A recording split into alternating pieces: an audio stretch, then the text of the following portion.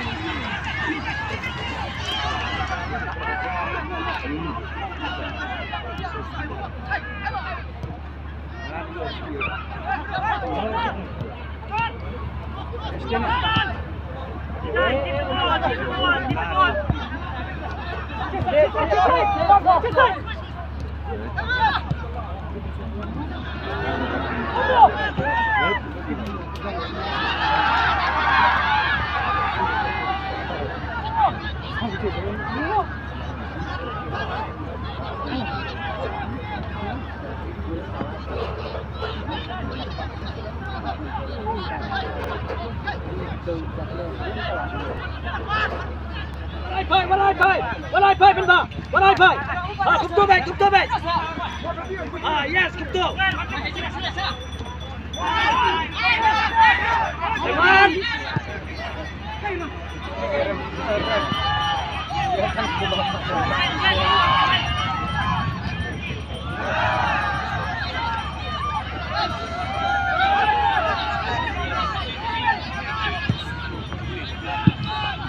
Ceman.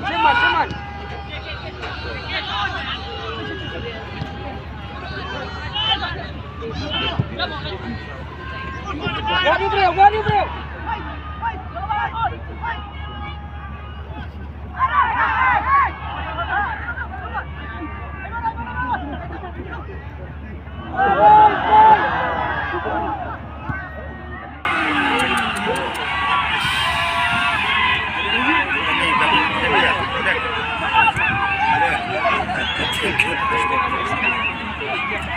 Ya baik.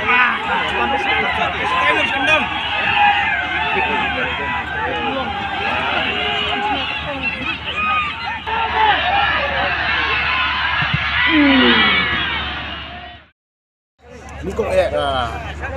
dedikit ini match ba try jungi bos jungi ba lamri